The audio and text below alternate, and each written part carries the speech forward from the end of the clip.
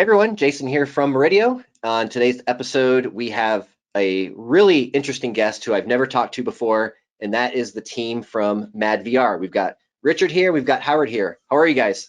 Hey, doing great. How you doing, Awesome. Jason? Very excited Awesome. to be here. Yeah, great to meet you guys. I originally heard about madVR a few years ago. There was a few folks going around some of the video forums online, and they were pointing out a couple little early pieces. And so I heard about you guys a while ago, and then another integrator, calibrator friend of mine over in India about a year, maybe a little more than a year ago, he reached out to me and he said, dude, you've got to see this thing. So started doing some investigating. We talked to you guys a little bit, and this is really, really cool stuff. So I felt that it was very appropriate to to let our viewers and our kind of customers and stuff at Murideo to really see what you guys going on. So thank you so much for joining.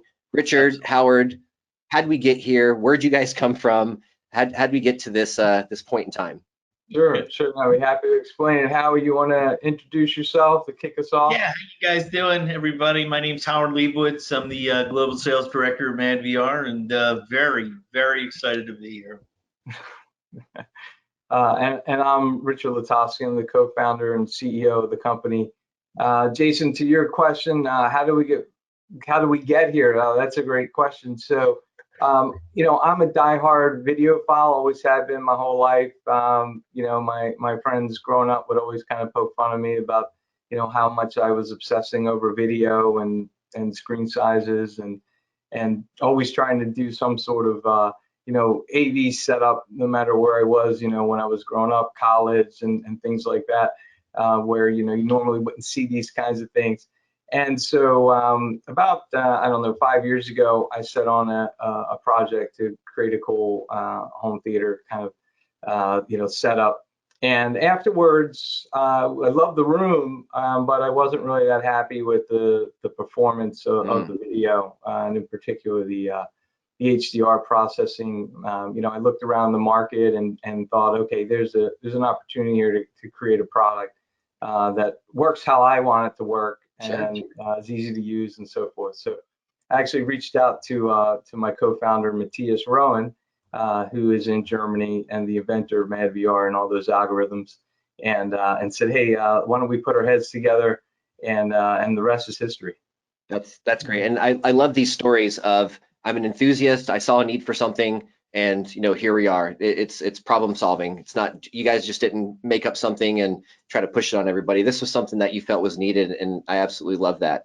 So before we get too deep into the conversation, just want to remind everybody there is a question box here. If you have any questions, don't be shy. This is for you, to be honest with you. So ask those questions. We'll kind of filter those questions as we go along, and then we'll leave a little bit of time at the end in case any questions come up last minute. So let me go ahead and share my screen, and if Richard and Howard, if you could just maybe give me a thumbs up and let me know that you can see the PowerPoint. And that should be right about now. Oh, yes. Hey, there you go. Awesome. Excellent. So I know Richard wants to run through some of the features and those types of things. So again, guys, as we're going through this, if you have any specific questions, type those into the question box and we'll get to them. Yeah, no, that'd be great. Yeah, I think it's probably good to kick us off by talking about, like, what is madVR? A lot of people and the envy, what is it? What is it all about?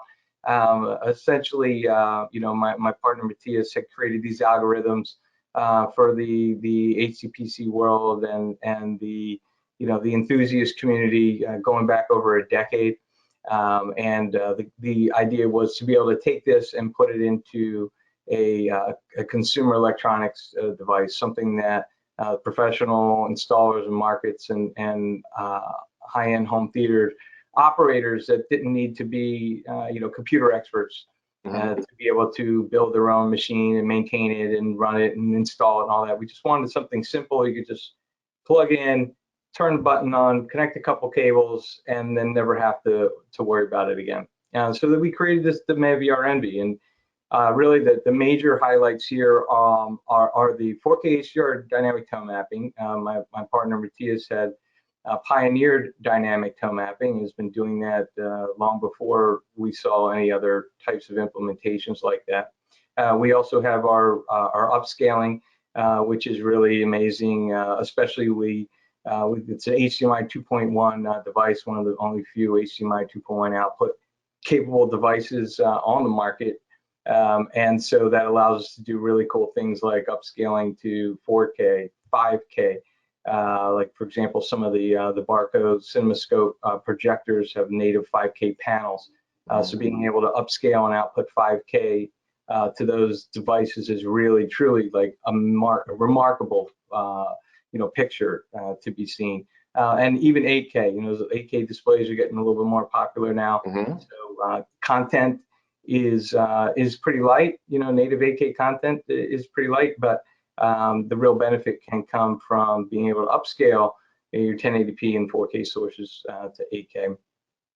And then we also do things, aspect ratio control is instant. It's one of what I like to call a sleeper feature of the product, meaning that no one really sets out with the intention to buy an NV just for the aspect ratio control, but it turns out to be a feature that they love among the most features that the product offers. So people get really addicted to being able to manage aspect ratios, whether you're going back and forth between the Apple TV menu at 16:9 and then back to your scope movie or movies that change aspect ratio. Yeah. So we have some really great special features for managing all that. Likewise, we have some really cool stuff that we prepared for you today to demonstrate our subtitle management. That's very unique. We're the only product I'm aware of that manages subtitles, brings them back into the black bar areas when they would normally be turned off the screen. And then we also have our geometry control, another unique feature of the product, which is great for things like fixing barrel distortion from A lenses, fitting curved screens perfectly, and also doing things like architectural installation flexibility. A lot of these high-end setups, they've got a projector. They don't want it dead center in the middle of the room. They want it in the corner. So we'd always heard all of our lives, I'll never use any keystoning. Make sure everything is square to the screen. Well, this provides a lot of flexibility to be able to manage that now without introducing any any aberrations. You know what it kind of sounds like too. I'm lucky to have the Salvador Dali Museum in walking distance of my house. And by the way, if anybody's ever in the St. Petersburg area, go to that museum. It's awesome. But they have a couple of really visual exhibits there, and you can totally see that the projector's like not even remotely close centered to the screen. And sometimes they'll have multiple projectors. So to be able to make all that work in challenging environments is great. And the other thing I wanted to talk to you about too, real quick, you were talking about the aspect ratio control. One of the challenges that I had in my system at home, when I had a projector at the house, I had a 235 screen, and every time I put on 16:9 content, the bars went from top to bottom, what we used to always complain about. Now the bars are on the sides, and we're complaining about that. It sounds like you guys have a great solution for that. Right, yeah, absolutely. So the NV will, in real time, adjust for any aspect ratio. People are like, what aspect ratios do they detect? The answer is any aspect ratio that is output. So, they're not, we of course have the presets, but we do some pretty cool things too. Like NV actually watches the movie along with you and learns which aspect ratios the movie is using. Okay. So it's doing some pretty cool stuff under the hood. And so, yeah. Would it be fair to say that I could set the projector to one aspect ratio and just let the NV take care of the rest? Yeah, that's exactly how you set it up. Sweet. Like for example, if you had you set it up for your 240 screen or your 237 screen, whatever it is, you set the lens position there, and then you leave it there. You never touch it. That's so awesome. The idea is zooming in, zooming out, focus drift, those types of things over time, or just the annoyance of having to watch the image shrink and get larger, while the lens is zooming is gone. So you just set it up one time and you're done. And let's be honest too. I had on that projector, I had 3 aspect ratios saved into the lens memory. And gotta grab the remote, hit a button, the thing goes, and then it takes a few seconds. And if this is instant, that's super cool to me. Yep. Yeah, and you bring up a good point too, because sometimes people say like, well, I use an anamorphic lens, so I really don't need that. Anamorphic lens is great, for your 2 aspect ratios. But what happens when you're watching a Netflix show in 2.2 or 2.0? These aspect ratios are all over the place these days. I've seen, what was it recently? The new Suicide Squad is 1.90. What? Really kind of bizarre. Yeah. But that was pretty cool to see. So Envy just, gave you constant image height right off 1.90 with ever not even really knowing about it or ever really having any other content like that. How was the movie? That was a great movie. Yeah, that's exactly what I was going to ask, if it was good. Well, I mean, story was okay, but I tend to give movies a couple extra points on the 1 to 10 scale just for looking great and sounding great. So good. Yeah. I accidentally discovered 220 when I popped in, when I first had the projector up and running. I popped in Samsara, that Ron Frick film, one of the 3 Ron Frick films. And I'm like, wait a second, there's still teeny tiny bars. What happened? I did about 3 seconds of Google searching and figured out the aspect ratio of that one was just a little odd. So now I'm going back to the projector, doing another lens memory, and this is a huge problem solver. Yeah. And another movie like that, American Vandal on Netflix. It's kind of a what do you call it? A documentary style spoof movie. They used a lot of 2.2 in That's funny. I'll have to look that one up. Yeah. Joey Peacock says 166 to 1. What the heck? Yeah, I mean that's.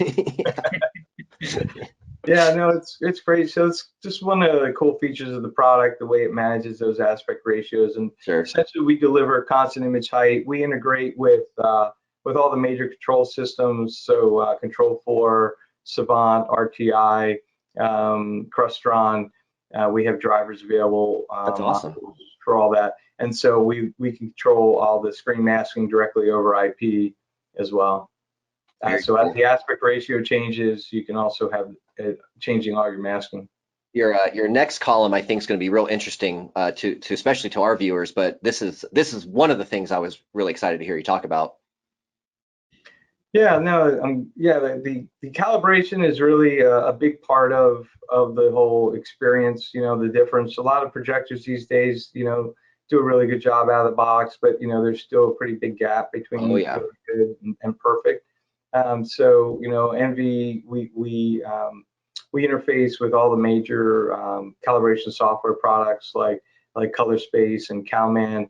They work together seamlessly. The results are really amazing to be able to see how it dials the image in, and so that's really exciting. We also have a new calibration API that is out that the calibration companies are working on implementing. So I expect fairly sometime soon to see some pretty interesting and new cool calibration software tie-ins with the Envy. That's great. Very, very cool.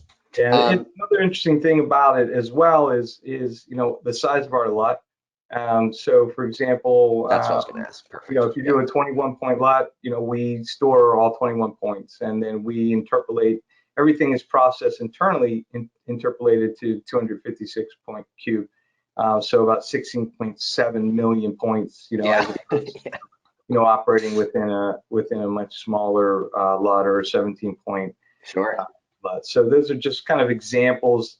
That's great. There's other examples like that, but of how just the bandwidth and power internally to the Envy, how we are maintaining resolution, bit depth, everything, preserving that as you would want. I like to kind of the last point there. I like that you guys are so serious about keeping things pure and bit perfect and all. I love hearing that. That's good. Yeah. I mean, that's what it's all about, right? I mean, right. We're a group of perfectionists. Matthias and I are usually joking around about who's the bigger perfectionist. But that's what you get. You take a couple of perfectionists that are running a company, and you strive for perfection. We don't always achieve it, but I vote for Rick. Without a doubt.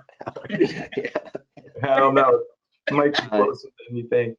Rick, are you the guy? Because I'm kind of like this too. But are you the guy when you go to detail your car, it's like a 6 to 8 hour ordeal? Are you that bad? No, not really. But maybe other things. Not so much the car. Yeah. If you wrote a program, it'd be like 6 to 8 hours. There you go. There you go. Something Yeah. related to Yeah. audio or video, absolutely. Especially the days before we had automated calibration. Going back, 20 years ago, my previous theater, there was no ambient light control. It was rather poor. So that meant that any calibration work that was being done had to be done at 9 p.m. when it was nice and dark out. And back then there was no auto calibration. You're going through and you're calibrating all the great points all manually. And I mean, you'd be up till 4 a.m. Just the sun's coming up again. So yeah, in that sense, yes, but not the car. No, that's great. And we live, especially this crew, we live in this world of like minute adjustments and very precision. And so the fact that we're all kind of speaking the same language here is comforting, to be honest. That's cool. Yeah. I mean, that's why we do it. We love it. I like to tell people that I may be the CEO, but I'm also diehard user of the product and super fan of the product. Love it, and still sit there with my jaw on the floor most of the time while I'm watching content. Like, it's just cool to be involved. With madVR and everything it can bring to the enthusiasts. The next thing we're going to talk about is actually, I mean, all this stuff we've talked about so far is super cool, but one of the things when I first met you guys, you were telling me about this last column here about the installation, the setup. You guys were telling me about your the way you guys handle service tickets and helping customers and stuff. So I think if you're watching and listening to this is huge. Yeah. I mean, one of the key goals, when we set out to bring Envy to market, there were really kind of two key goals. One was extreme video quality, and the second was sheer simplicity. And we really wanted to accomplish both these things. And I believe we largely have set out and done that. So what does that mean? Well, the installation literally can be done in a couple minutes, and we'll get later on. We'll show how it is. But essentially, you're inserting the MV in the chain right before the display or the projector. It's one in, one out. We're relying on products like yours through Murideo or AV Pro Edge and others like that to do the HDMI switching or the AVR, the AVP, to handle all the switching. That keeps our HDMI handling nice and clean. And so you've got one in, one out, and that's it. So you set it up by just inserting it in the chain right before your display. You push the power button, you enter your peak nits that the display, and there's some easy ways to get at that.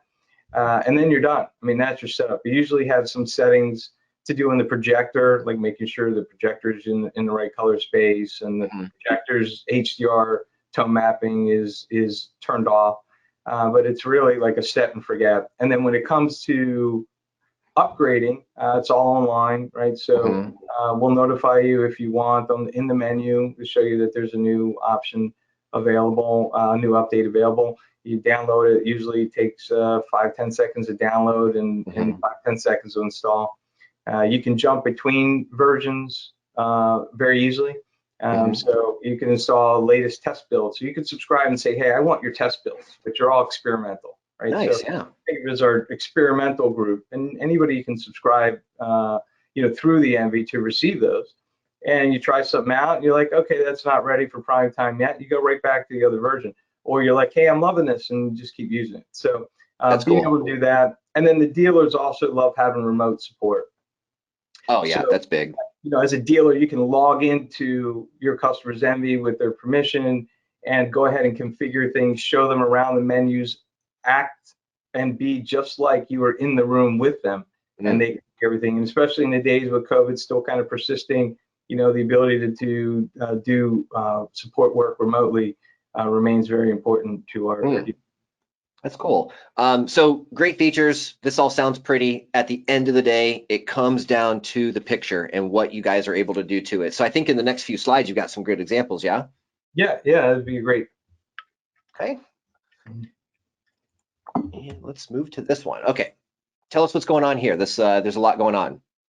Yeah, okay, so this is a great example of our dynamic tone mapping in action, in particular, not just our dynamic tone mapping, but we have a couple different layers. Think of it as we like to peel back these layers of the onion just to give people an idea of what they're looking at. So in this case, this is our contrast recovery that's really helping a lot with this image as well as the overall tone mapping.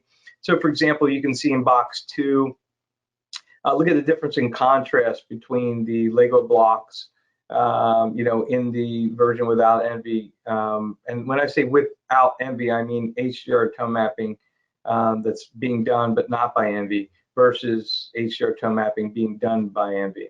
And you can see, like, in these Lego blocks at the bottom, like, look how clear that is and the amount of contrast and pop you get from that. And that whole layer of haze, like, look at the haze in the street below, like where the number 3 is. Yeah. Compare that to that. So it really cleans up. What I'm noticing, Yeah. Sorry, I didn't mean to interrupt. I just noticed as you were talking about that, not only is there more detail preserved here, but there's some purple down here that's easy to see, and it is like barely there. Yep. So yeah, I mean, That's a great point. I never had really even noticed that. It's detail and color. Yeah, that's pretty cool. I mean, you can also see another example of that in box 3. Not only is the license plate clear, but look at the yellow, the pale yellow. Oh yeah, like right here. Yeah. It's just looking. It almost looks white. Well, is. I would say it pretty much is white. Yeah. Yeah. So those kind of differences. Oftentimes you'll see without envy highlights being blown out. Good example, and where black's being crushed. So a good example of highlights being blown out here would be in box 5. Look at all the trim around the headlights. It's just missing. Gone. So it looks like I'm getting no headlights here, and I'm getting both headlights here. And not only are both headlights visible, but as you said, all the trim and stuff around it, it's completely not there, and then it's very much there. I mean, that is like a duh type of thing. Like nobody can miss that. Yeah, and when we do AV comparisons, I mean, the envy remote, got one right here. The envy remote has these different, we see these 4 color buttons on the bottom. And so these things can be programmed and easily changed in the menu to do all sorts of functions. So by default, the green button toggles our tone mapping on and off. So you push the green button, it turns off our tone mapping and lets the other device take care of tone mapping, such as the projector or display. And then you can click it and go back and forth. So it's usually a lot of fun to kind of randomly pause images and say, well, let's see how this looks, and things like that. That's very, very powerful for the dealers to say, look, it takes 5 minutes to set up, to install, takes about the same amount of time, if not less, to set it up. And now we can actually do some one button A/B comparisons very quickly and make them very obvious. So if you're a dealer and you're showing customers that type of stuff, that's a no-brainer. Yeah, it resonates really well with the dealers. I mean, the dealers use that, and they hear about the envy. They're interested in the product. They get a demo themselves, just like they'll give to a user later. Sure. And then they're blown away and they're on board, and then they show the same stuff, and everyone is just genuinely excited about it. That's what's so great about being involved, with this company, is that we're all selling. Most of our dealers are passionate videophiles like all of us, and they're really excited and juiced about this, and they can't wait to show everyone they know that walks in the theater, like, hey, look at these differences. Sure, that's cool. Now the next slide, we're very familiar with this one. This is from the Spears and Munsell disc. This is a great demo. Yeah, this is from the HDR benchmark disc from Spears and Munsell. Yes. You can see here, this is a very common one, and this is a great one to kind of try at home, or in your showroom. You can go ahead and play this disc back and pause this image. It's somewhere, I think, within the first minute of the demo loop there. And when you turn off the envy's HDR tone mapping, which will look something like what's on the right, you'll get something at best what's on the left.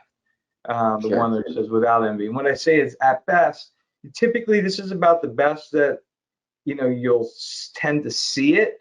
The one on the left, there are some displays or projectors where it'll be a total whiteout.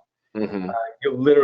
You'll see like the horse against white background is as white as the background on this slide. I mean, Oh there man, won't yeah. be a hint of a blade of grass or a hint that there's anything in the background.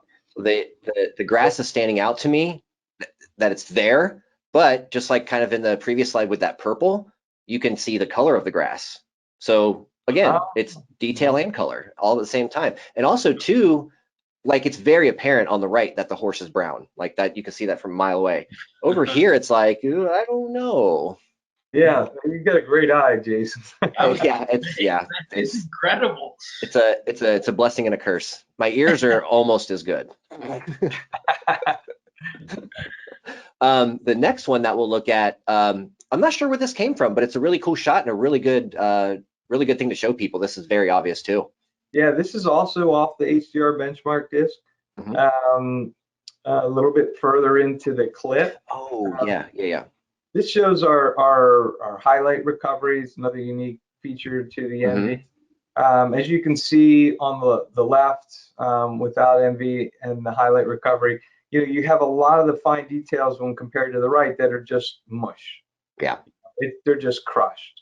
So whether it's all the kind of water droplets that you can see on the right that aren't there, or the area between the rocks where it's kind of like a V, you can see all the in the water. You can see all those little right in that area. That's just gone on the left. And this is our highlight recovery. I know you have a pretty technical audience, so I'll take just a few moments to explain a little bit about what highlight recovery is. But essentially, if you have, let's say, a 4,000 nit image or picture, and let's just say for argument's sake, you got a 40 nit display. Now, obviously, usually it's probably something more 60, 80, 100, 120, maybe 200 with the really high-end projectors. But just to make the math easy, let's say you got a 40 nit display, and now you've got to spit 4,000 nits in there.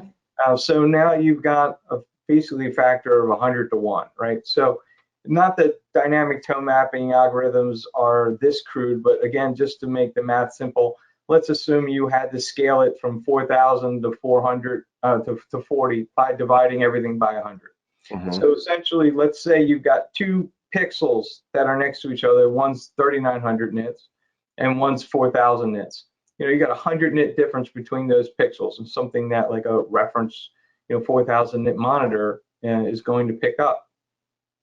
Now on the flip side, after you put let's just talk about like any type of crude basic tone mapping algorithm, just again for simple math, none of them are this simple, but now you've got, instead of a 4,000 nit pixel and a 3,900 nit pixel together, now you've got a 40 nit pixel and a 39 nit pixel together. Gotcha. So that amount and now imagine trying to see the difference in 1 nit on a lit screen between 40 and 39. Yeah. And so, again, it's really kind of a pretty basic and crude explanation and example, but it kind of gives you a general idea of the principle about how the highlight recovery works to really bring out those details out of the highlight. Now, one of the things that you can do oftentimes without highlight recovery is you can get sort of similar results, but at a much lower brightness level. Oh, yeah. So if you lower the overall SDR or the overall image, you get something that is much more SDR-like, and then you leave more room for these HDR highlights and details. But now you've just doled out your image, and this kind of goes back to why a lot of people in general, without great tone mapping, will complain about how HDR looks flat and dull and those sorts of things. Sure. So what highlight recovery does is brings both of those worlds together. It lets you run, at this bright, punchy level, like the director intended, while still managing to preserve those highlights. Yeah, I like that because, oftentimes when you're setting up a system, if you have to, let's say, turn down the contrast to achieve more detail, especially in the bright parts of the picture, like you guys know and everybody listening knows, the most important thing to our eyes is dynamic range. So if you turn down the contrast to see more detail, you kill your dynamic range. So it's like, why can't we have both? And here we are. Here's the answer. Yeah, no, absolutely. Yeah. The next one, this is another one that is just clear as day as well. Oh yeah. This is a fun one. As you can see here, I mean, they really need no explanation, but Yeah. you can see that the inner dome is, when one without the envy is much more kind of blurred over, lacking detail, Mhm. as well as just pick any of the pieces like the top little Yeah. section. You look at the difference in detail between with and without. I mean, it's really exciting. And then the other thing too is remember all these things we're showing, we're all looking at here streamed over the net through Yeah. a presentation and on small monitors without real HDR. So just imagine up on a 12-foot, 15-foot screen Mm. with an amazing 4K lens that a lot of these projectors have, and being able to really kind of appreciate these fine differences even more so than what Sure. we're seeing here. Yeah, that's where it becomes real important, guys, too, is, I think I said this to you guys before we hit record, but, if you're sitting 8 feet away from a 55-inch TV, that's one thing, but when you're sitting 10 feet away from a 17-foot wide screen, that's a totally different ball game. Absolutely, yeah. That's cool. You had mentioned before with the subtitles, and I was telling you guys before, I had that 235 screen in my house for a while, and there are some shows out there where I don't like the dubbing, so I do like the subtitles. Some shows the dubbing's actually pretty good, but subtitles to me, especially if the person talking has maybe a heavy accent or something, I do enjoy the subtitles. It helps me. But the trade-off always is that they're off the screen. So I know you said before in the first slide or so that you guys do have some really cool stuff you can do with the subtitles. Yeah, absolutely. Another unique feature of the MV is our subtitle management. Essentially, what you're looking at here, this is an example where this is a scope movie Mm-hmm. that normally you would have to watch, in 16:9 or something close to that to be able to see the subtitles. Mm-hmm. So what the Envy does is, if you enable our subtitle management feature, which is actually enabled by default, it will automatically bring in just enough of the black bars so Mm-hmm. that you fit the subtitle. So there's no reason to have the top, bars. So if you go back, go back again and notice a difference in image size. Yeah, I mean, if you've got a really big screen like that, why would you not want to fill it up as much as you can? So again, this is another situation. The other thing I'm noticing too, guys, is right above her head, like you can see a really distinct line where her hair gets kind of cut off out of frame, and then also the lamp on the other side as well. So instinctually, I think to myself, well, if we zoom in this picture, we're going to lose even more of that lamp or even more of that head, her hair rather. So check this out. You go to your mode and you're not losing anything is my point. That's Right. really nice. Right. Yeah. No, there's no cropping involved here. Actually, Mm-hmm. the shot that you see at 16:9 is, of course, the full shot. So you can see it's a good point to show that. The other key thing too is, some people might say, well, what if I use some lens shift and zoom out just enough to leave this amount of space?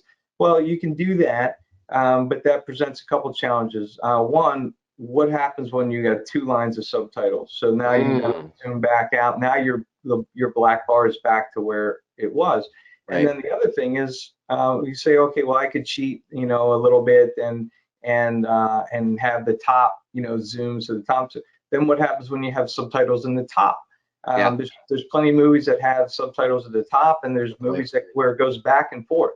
Mm-hmm. So with Envy controlling the subtitle management, you can see here, and then when the dialogue stops and the subtitles go away, we'll bring it back to full screen.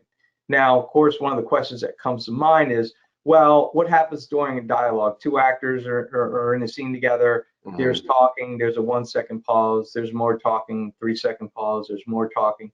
So obviously you don't want the image shifting in and out because that could be distracting. Very. So we do have options. I think on the next, if you go to the next one. So we do have options where you can set what your preference is. So there's some people that say, hey, keep it until the end of the movie. Mm-hmm. And so if we detect that you need one line of subtitles, we'll bring back that one line. And if later in the movie you need 3 lines, we'll bring those 3 lines. And then we will hold it there until the end of the movie, and then we will reset it. My personal preference is usually 5 seconds, or maybe at the most 15. One of the things that this was really great, and it was accidental. I was just watching Captain Phillips a couple months ago. Howard and I were together and just watching some stuff, and we put on Captain Phillips, and not even thinking about like, hey, let's check this out with the subtitles. We were just watching the movie, and that movie is like a perfect example of how this feature is designed to work, because that movie, there's a lot, most of the movie does not have subtitles, but there are some scenes where the Somalis are speaking in foreign language, and there are heavy subtitle uses in that scene. So I think we had it at, I don't know, 5 seconds maybe, and it was, or 15 seconds, and it was perfect because, you know, the dialogue is going back and forth, and then when it's gone, and we're watching the movie at full size again, you know, without having to, you know, lose any of the screen boundaries for 10, 15, 20 minutes until it comes back. So again, another one of those really cool features that people love about it. It probably would have been very easy for you guys just to have like an on-off with just some predetermined, you know, settings that you guys made up. But since it's so customizable, you made this point before, you like yours at 5 seconds, somebody else might like it at another setting. So the fact that you can go in and kind of tweak this to your preferences and to your liking, or if you're an integrator and you're doing this for your customer, you know, these are the kind of questions and kind of examples that we really should be showing the customer. So it wouldn't be a bad idea to take a movie with subtitles, maybe even like Captain Phillips, buy the disc. This is a great demo you can give to your customer. Yeah, no, absolutely. And it's funny, you mentioned things about configuration and flexibility.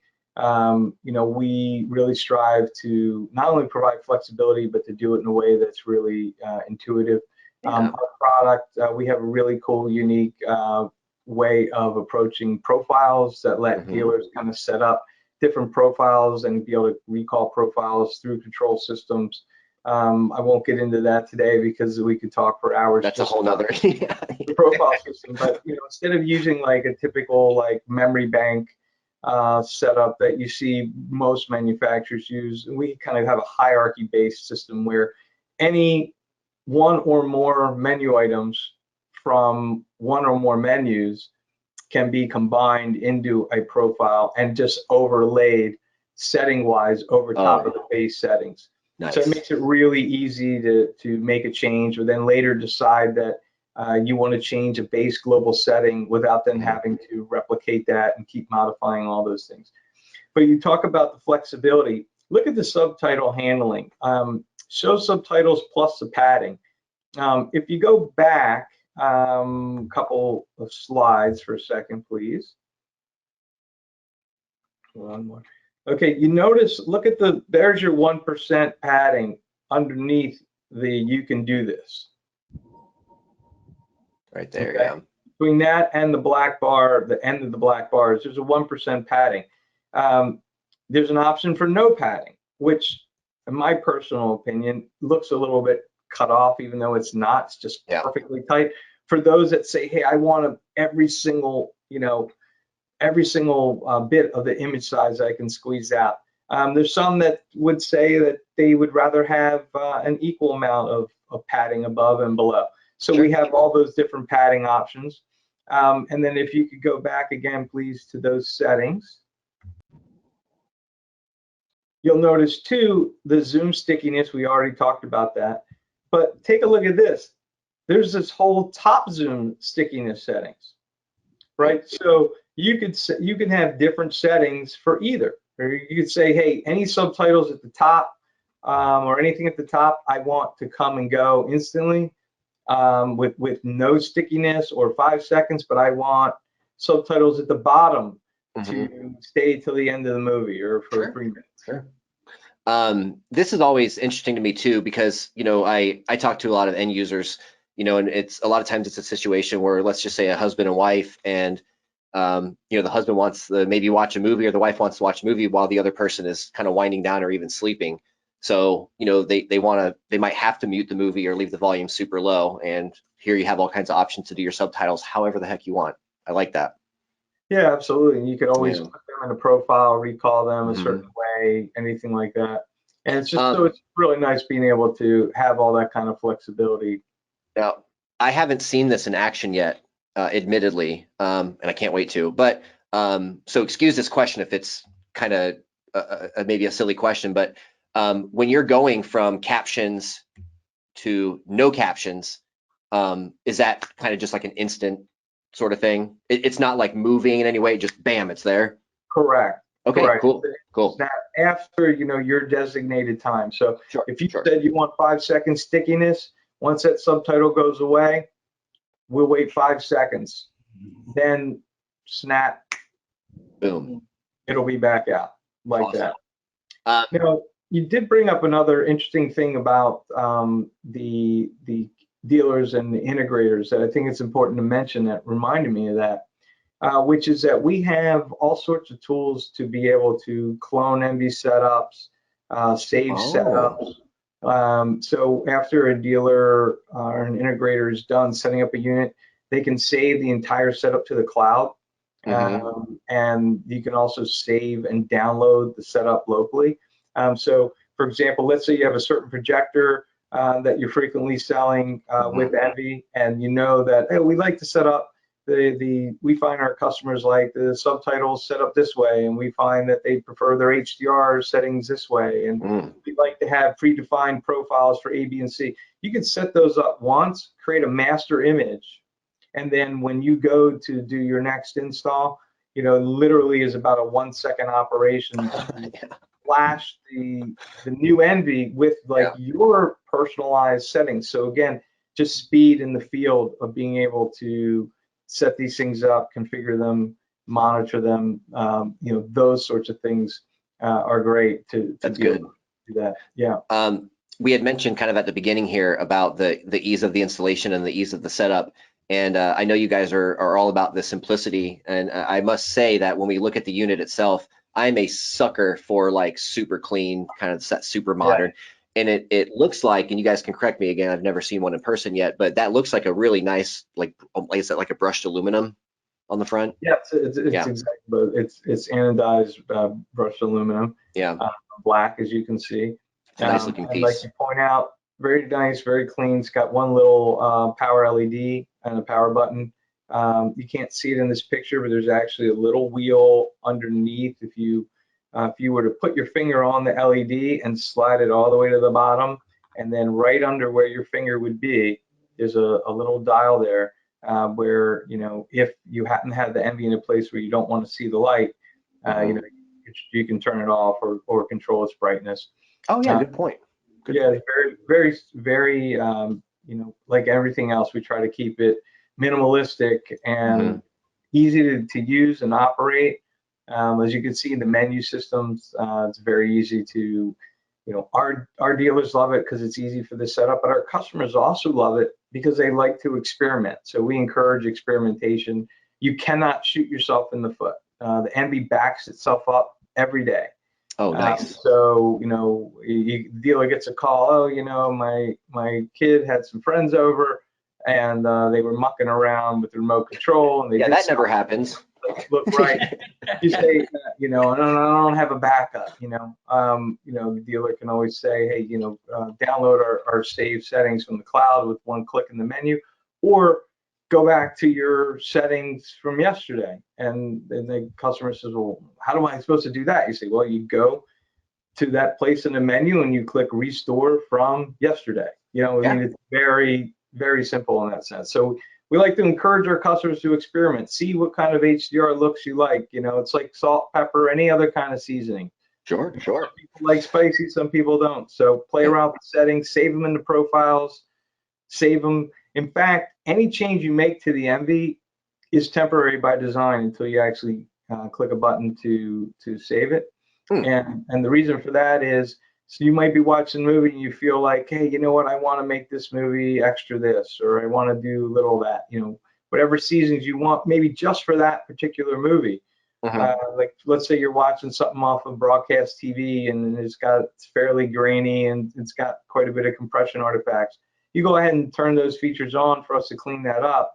Then after that show is over, we go back to your base settings, right? Because yeah. I don't know about you, but I've done this before, like especially with audio, where I was like, oh, you know what, this movie needs a little bit more bass, right? Oh, sure. You crank the bass up, but then you forget to put it back.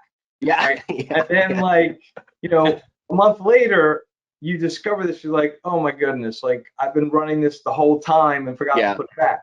Oh, So yeah. those are the kind of Been there. things that, we do to try to make things, easier. Sure. That's the front. That looks great. Super clean, easy to use. Let's take a look at the back.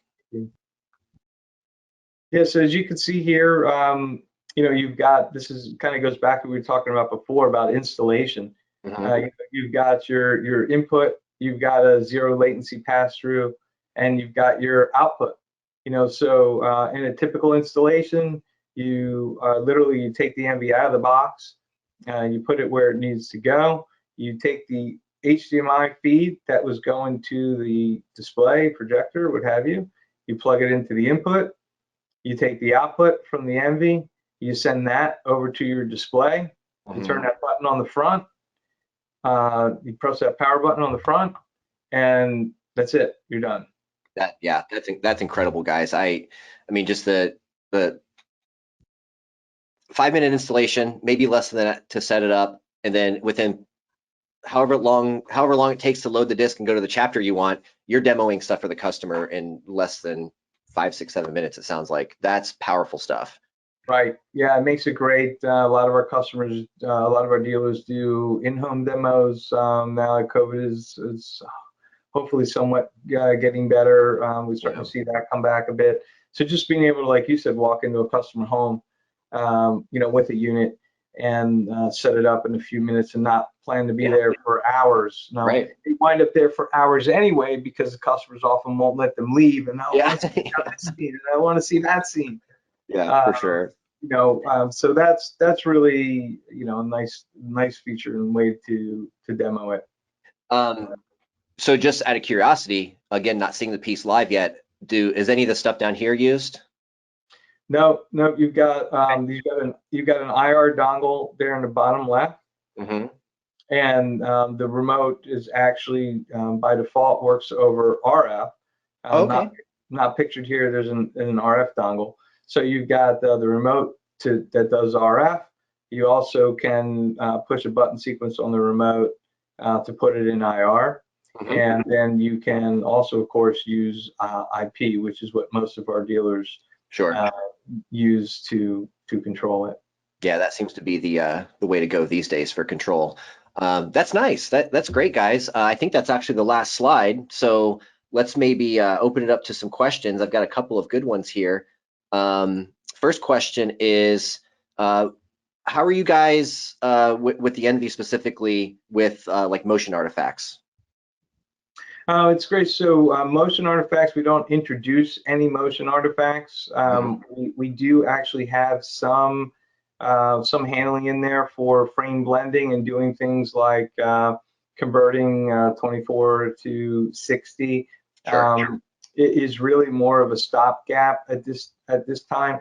What we do have coming on the Envy is what we believe will be the world's first AI-based motion interpolation. And that is really going to be, an amazing feature, and being able. So we're really looking forward to bringing that out. And there's a lot of people excited about that. I like the fact that we are starting to see. I mean, we've seen high frame rate in some like video games and stuff, but the two Ang Lee films, Billy Lynn's Long Halftime Walk and Gemini Man, those, it's so funny because it's really easy for me and many others too that I talk to. It is so easy to tell when the motion has been interpolated versus a real 60 frames per second, like on Gemini Man. There's no weird jitteriness. There's no weird. I'll give you a good example. The opening scene to The Dark Knight, the very opening scene. when the camera is moving in towards the building and then the dude blows out the window of the building, if you watch all the vertical lines that make up the building and you've got your motion interpolation cranked up, those lines are like jiggling and just doing all kinds of nasty, nasty things. And then you see something like Gemini Man and it just looks natural. Right. So if you guys have figured out a way to do that to where it does look natural, that's huge. That's great. Yeah, that's the whole idea. Yeah, yeah. And doing it with AI and machine learning, we think is going to open up the opportunity to really take those types of algorithms to the next level, things that haven't been seen yet. I know you guys have probably come across this, but if anyone listening hasn't, there's some really, really cool footage on YouTube where there was some just footage of like the streets of New York back in like the 1920s or something. And somebody got a hold of that footage and upped the resolution and did a little color correcting and color editing to it. And then they also put it at 60 frames per second. So it's really kind of cool to see like this really old footage to look a little bit more modern. But I think motion is one of those things that we've talked about it a lot now for a few years, but it was something that we really didn't talk about much before. And to me, and you guys will probably agree with me on this, when you first look at an image on a screen, the first thing we're looking at is dynamic range and color and all those, the big four, I like to call it. But it's to a point now where like, if the dynamic range is awesome and the color is fantastic, but if the motion sucks, it totally takes away from everything. And you guys have probably dealt with this too. I get phone calls and text messages from my friends, especially, and they're like, hey, I'm at my parents' house for Thanksgiving. Their TV is making me seasick. What do I do? So if we can just avoid all that, my life would be a lot easier. Yeah. We all get those. We all get those calls. We become everyone for anything. Even the hey, which should I buy? I'm looking to buy. This new gear. I need a new one of these, right? Yeah. Like, well, how much time do you have? Yeah, that's so. I say the same thing. That's too funny. So a couple more questions that have come in. One that I'm actually curious about myself. We've talked a lot about projectors, right? But what about, especially now that we're seeing 77-inch, 85-inch, we're starting to see 100-inch panels. How does this conversation change, or does it change when we're talking about a flat panel versus a projector? Yeah, it's a great question. I'm glad that was brought up. So thank you to whoever asked that. So we absolutely are seeing a lot of traction in the like micro LEDs and the wall type devices.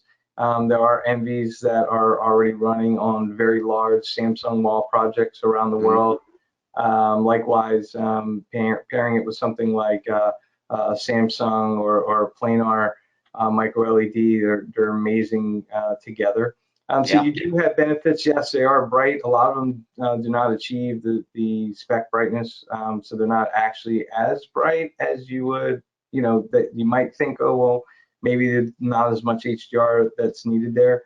But still, the HDR algorithms out there are still struggling, and being able to have NV doing the tone mapping and doing things like contrast recovery, highlight recovery makes a big difference. It also can make the difference between you might have without the NV on some of these different manufacturer displays, you may have banding, you may have issues related to bit depth, issues near black. These are all the kinds of things that we hear that NV is paired on these kind of devices to solve. Sure. I know now we've seen the micro LEDs since, I want to say, CD of about 2017 or so. And, every year since then, it's been like, okay, these things are coming. They're very expensive right now, but they're coming. I had a calibrator friend of mine call me from New York about a month ago, and he was working on a 120-inch Samsung in a penthouse in Manhattan. So it's still high dollar stuff, of course, but I remember selling $40,000 plasmas in the early 2000s. So the fact that these things we're starting to see them now from the trade shows actually in homes, and it's just going to get crazier from here. I'd love the fact that with those especially, I got a 120-inch TV today. I want to go bigger in 3 years. I buy more Lego blocks, boom. And then I would assume from your guys' point of view, you probably won't have to do anything, right? Because you're just simply changing the size of the display. So from your perspective and all the setup on the NV, you probably don't have to touch it anymore if you make the screen bigger, right? Right. I mean, you Yeah. can do things with custom resolutions. Oh, sure. That's really neat, in that the custom resolution could actually change, especially if you could actually wind up changing the aspect ratio. Mhm. But yes, I mean that's big. And the other thing that kind of comes to mind too, the other benefit that I should mention is the upscaling. Some of these Oh, yeah. displays, like an 8K, an 8K display on a flat panel, if you compare Envy's upscaling to what the panel will do natively, there's another opportunity for big improvement. Yeah, the conversation we always have to talk about with scaling is, a TV manufacturer that's building a $1,700 TV. The chips and processing that they put in there, they can't make them too good, because now that $2,000 TV is a $5,000 TV. So that's exactly where you guys come in. It's like, let us do all the heavy lifting. Let's just let the display be a display. That's it. Right. Yeah, Exactly. that's cool. Guys, we're getting close on time, maybe 3-4 minutes left. Keep those questions coming in. These are all great. Joey had a question. I think it's more about the installation. Should the video sources be connected to the NV first, then out to the pre-pro, or is it a typical installation where